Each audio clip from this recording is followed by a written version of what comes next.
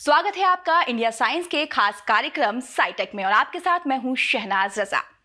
हमारे आसपास कई ऐसे नन्हे और नंगी आंखों से ना दिखने वाले जीव जंतु हैं जो हमारी दुनिया को किसी ना किसी तरह से समृद्ध बनाते हैं। तो आज के इस खास एपिसोड में हम आपको ले चलेंगे ऐसे ही जीवों के संसार में और जानेंगे उनकी रोचक गतिविधियों के बारे में। तो देर किस बात की, चलिए शुरू करते हैं आज का साइटेक। गूगल मैप के इस युग में रास्ते खोजना चुटकियों का काम हो गया है। कहीं भी जाना हो, हम ऐप पर लोकेशन डालते हैं और ये ट्रैफिक, दूरी और सही रास्ते का कैलकुलेशन कुछ ही सेकंड में करते हुए हमें सबसे छोटे रास्ते का ऑप्शन दे देता है। लेकिन क्या आपने कभी सोचा है कि चींटियां अपने लिए रास्ता कैसे चुनती हैं? आइए जानते हैं।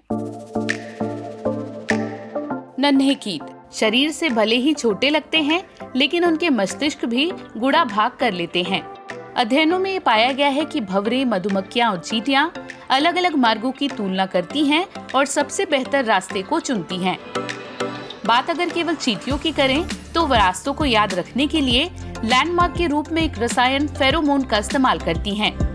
ऐसा करने वाली चींटियों को ट्रेल लेइंग एंट्स कहते हैं। लेकिन उन चींटियों का क्या जो फेरोमोन का उत्पादन नहीं करती, वो किस तरह से अपने मार्ग का चुनाव करती हैं? आइसर कोलकाता के वैज्ञानिकों द्वारा किया गया शोध बताता है कि क्वीनलेस एंड्स यानी कि रानी रहित चींटियां ऐसा कर पाने में सक्षम होती हैं। ये शोध जर्नल ऑफ एक्सपेरिमेंटल बायोलॉजी में प्रकाशित हो चुका है। रास्तों का चयन चींटियां कैसे करती हैं? इस व्यवहार को जानने के लिए शोधकर्ताओं ने रानी रहित भारतीय चींटी डियाकैमा इंडिकम पर अध्ययन किया। ये काली चींटियां 20 से 300 की संख्या में छोटी छोटी कॉलोनी बनाकर रहती हैं। ये सभी चींटियां वयस्क होती हैं और सभी अंडे देने में सक्षम होती हैं। किसी प्राकृतिक या अन्य वजह से जब इनके घर नष्ट हो जाते हैं तो इस कॉलोनी के कुछ सदस्य, जो कि एक्सप्लोरर कही जाती हैं, नए घर की तलाश करती हैं और उस स्थान का चयन करती हैं जहां वो दोबारा अपना घर बसा सकें। संख्या में बहुत कम ये एक्सप्लोरर या खोजी चींटियां दल के अगुआ की तरह व्यवहार करती हैं और अपनी कॉलोनी के हर सदस्य को नई कॉलोनी तक पहुंचाने में मदद करती हैं। इस दौरान सामान्य चींटी अगवा चींटी के पीछे पीछे चलते हुए उसके पैर और पेट को अपने एंटीना से तब तक छूती रहती है जब तक दोनों नई कॉलोनी में ना पहुंच जाएं। इस दौरान अगवा चींटी पर जिम्मेदारी ज्यादा होती है। वो अनेक चक्कर लगाती है और एक एक कर सभी चींटियों को पुरानी कॉलोनी से नई कॉलोनी में शिफ्ट करती है। चींटियों के इस व्यवहार को और गहराई से जानने के लिए शोधकर्ताओं ने प्रयोग किए। अपने पहले प्रयोग में उन्होंने अगवा चींटी का अध्ययन किया और देखा कि क्या वो पुरानी कॉलोनी तक जाने के लिए समान दूरी वाले 2 रास्तों को चुनती हैं। इसके लिए उन्होंने 2 बॉक्सेस को पुरानी और नई कॉलोनी के रूप में स्थापित किया और इसे लकड़ी के 2 पुलों से जोड़ा जो कि समान दूरी के थे। शोधकर्ताओं ने देखा कि नई कॉलोनी में जाने से पहले अगवा चींटी ने दोनों रास्तों को एक्सप्लोर किया और नई कॉलोनी में स्थापित होने के लिए दोनों ही रास्तों को चुना। दूसरे प्रयोग में 2 घर बनाए गए। इनमें से एक पुल के रास्ते को छोटा बनाया गया जबकि दूसरे को घुमावदार और लंबा बनाया गया। अब अध्ययन में पाया गया कि करीब 60% अगवा चींटियों ने छोटे रास्ते को चुना जबकि 37% चींटियों ने दोनों रास्तों को चुना। केवल कुछ चींटियां ऐसी थी जिन्होंने लंबे रास्ते को चुना। तीसरे प्रयोग में शोधकर्ताओं ने पुरानी कॉलोनी से नई कॉलोनी की ओर जाने वाले छोटे बड़े 4 रास्ते बनाए। शोधकर्ता इस बार देखना चाहते थे कि चींटियां दाएं या बाएं तरफ जा रहे रास्तों में से किसे चुनती हैं। इसके लिए उन्होंने अंदर जाने और बाहर निकलने के लिए एक ही रास्ता बनाया और बीच में 2 डिसीजन पॉइंट बनाए गए जहां पे चींटियां छोटा बड़ा रास्ता चुन सकती थी। अगवा चींटियों ने हमेशा की तरह रिलोकेशन से पहले चारों रास्तों का अध्ययन किया, लेकिन इनमें से आधी से ज्यादा चींटियों ने डिसीजन पॉइंट पर छोटे रास्ते का चुनाव किया। चींटियों में पाए जाने वाले सेंसरी सिस्टम यानी कि संवेदी प्रणाली जैसे दृश्य, स्पर्श और पथ एकीकरण के द्वारा ये छोटे पथ का चुनाव कर पाती हैं।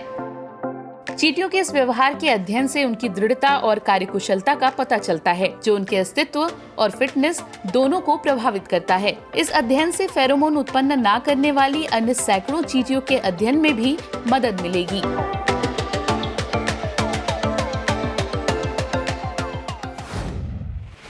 हम में से ज्यादातर लोग अकेला रहना पसंद नहीं करते हैं। पर क्या आपने कभी सोचा है कि अकेला रहना एक ऐसा आनुवांशिक गुण है जो जीव जंतुओं की कुछ प्रजातियों के लिए विषम परिस्थितियों में जिंदा रहने का एक तरीका हो सकता है? लेकिन कैसे? हाल ही में शोधकर्ताओं ने अमीबा के अंदर इसका अध्ययन किया। आइए देखते हैं कैसे। अकेला रहना आसान नहीं है। इसके लिए अक्सर हम दोस्त बनाते हैं, परिवार और रिश्तेदारों के बीच रहना पसंद करते हैं। इंसान ही नहीं, पूरी प्रकृति में एक जटिल समन्वय का व्यवहार देखने को मिलता है, जैसे मछलियों का झुंड, टिड्डियों का दल, मधुमक्खियों के छत्ते और बांस के पौधों में से एक साथ फूल खिलना। लेकिन इन्हीं प्रजातियों के कुछ सदस्य ऐसे होते हैं जो अकेला रहना पसंद करते हैं। अभी तक वैज्ञानिक इस प्रवृत्ति को एक अपवाद मानते थे, लेकिन शोधकर्ताओं ने एक अध्ययन में पाया है कि अमीबा, जो आमतौर पर इकट्ठा होकर स्लाइम मोल्ड्स बनाते हैं, उनमें कुछ एक में अकेले रहने की प्रवृत्ति वास्तव में आनुवांशिक है। स्लाइम मोल्ड्स मिट्टी और सड़ रहे पेड़ के ठुंड पर रेंगते हुए धब्बे हैं। ये अपने जीवन की शुरुआत अलग अलग एक कोशिकीय अमीबा के रूप में करते हैं।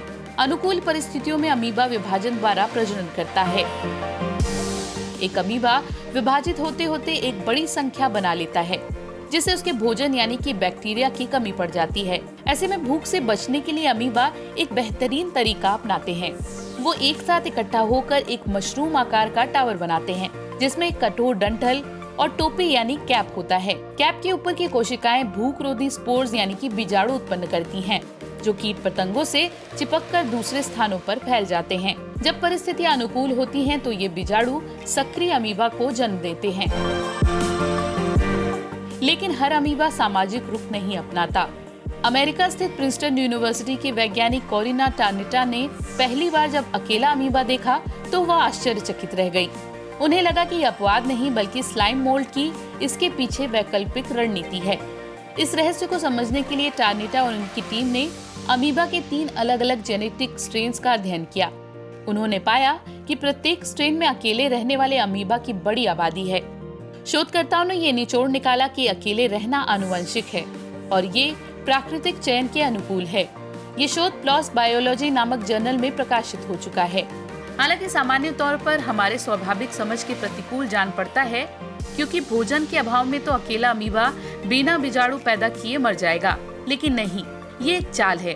यदि अचानक कहीं से भोजन आ जाता है तो अकेला अमीबा भाग्यशाली होगा। उसे खाने और कोशिका विभाजन का एक अवसर मिल जाएगा। उसकी संतानें फिर स्लाइम मोल्ड्स के लिए इकट्ठा हो सकेंगी, जबकि मशरूम आकार के टावर में इकट्ठा हुए अमीबी कोशिकाओं को भोजन का लाभ नहीं मिलेगा, क्योंकि वे इस बदले स्वरूप में खाने में सक्षम नहीं हैं। सामूहिक व्यवहार का एक और नकारात्मक पहलू है। समूह धोखेबाजों का शिकार हो सकता है।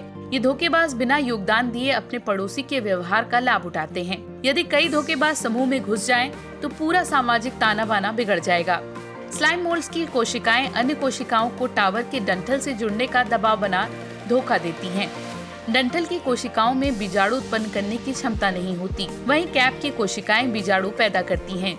समूह पर उन हिंसक कोशिकाओं के हमले का भी खतरा रहता है, जो समूह से जुड़ने की बजाय अपने पड़ोसी कोशिका को खा जाती हैं।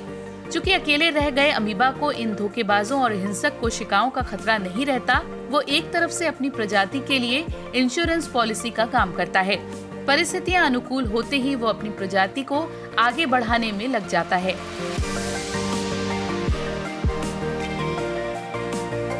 टार्निटा के मुताबिक अकेले अमीबाओं की संख्या इस बात पर निर्भर करती है कि सामाजिक समूह से कितनी अन्य कोशिकाएं जुड़ी हैं। ये एक तरह का सामाजिक निर्णय है। टार्निटा इसे आज के कोरोना संक्रमण के दौरान में सामाजिक दूरी की जरूरत के समानांतर एक सर्वाइवल स्ट्रेटेजी के रूप में देखती हैं। तो आज के लिए बस इतना ही, लेकिन हमें इंतजार है आपके फीडबैक का। तो लिखना ना भूलिएगा नीचे दी गई ईमेल आईडी पर। साथ ही अपने मोबाइल पर साइटेक देखने के लिए इंडिया साइंस का ऐप जरूर डाउनलोड करिए। तो फिलहाल लेते हैं आपसे इजाजत, फिर मिलेंगे साइटेक के नए अंक के साथ। नमस्कार।